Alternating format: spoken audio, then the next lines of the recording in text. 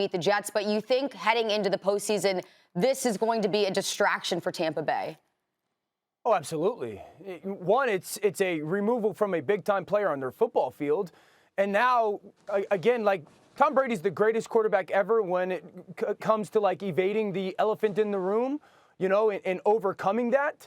But this is a really big deal. Obviously, a player and a person in Antonio Brown that has a history, and that's going to continue to be a part of this conversation. And now the general manager, the head coach, and the quarterback are going to be asked a lot of questions about this. And they're probably going to be forced to answer a lot of questions, and rightfully so, answer a lot of questions about this and take time away from preparation. And the reality is this football team has to change a lot over the next 2 or 3 weeks. And this is going to take time away from their ability to do that. And not only, you know, having to spend time doing that, but also I guess there's a chance that Antonio Brown is telling the truth. And I don't think his history supports that. I think his history supports us questioning the things that he says.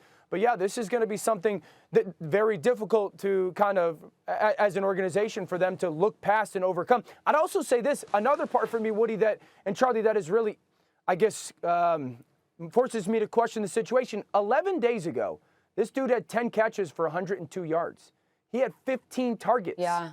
In that game, after that game, in that press conference, he was asked about potential injury or whatnot, and he said it's all drama made up by the media. That's a good one. 11 days ago, he had 10 for a $102. Now we've got an ankle injury as you run off the field that is going to hinder your ability to, like, that's why there's just inconsistency right now for me. Yeah, listen, I think everything that's swirling around the Tampa Bay Buccaneers, this is a veteran team. I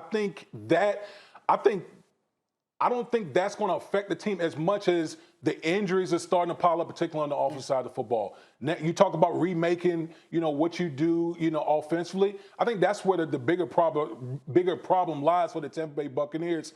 What are they going to be? No Chris Godwin, no AB. Right. Those are two big weapons that are out of the equation now for the Tampa Bay Buccaneers. How are they going to move forward? Is it going to be Leonard Fournette when he comes back being featured more in a running game? What exactly are they going to do? Yeah, Antonio Brown was expected to be a big piece of the puzzle with the team so depleted. But as for how he's acting this morning, AB, once he starts, he doesn't really stop. He already sent out another tweet earlier this morning. It's since been deleted. It was one of his trainers, and he was essentially insinuating that he was colluding with the team. And now he just sent out another tweet saying about, from Tom Brady to the practice squad, he appreciates all of them. Just the team mishandled the situation. So keep an eye on AB's Twitter. I'm sure it'll be definitely a spectacle, to say the least. Thanks for watching ESPN on YouTube. For live streaming, sports, and premium content, subscribe to ESPN+.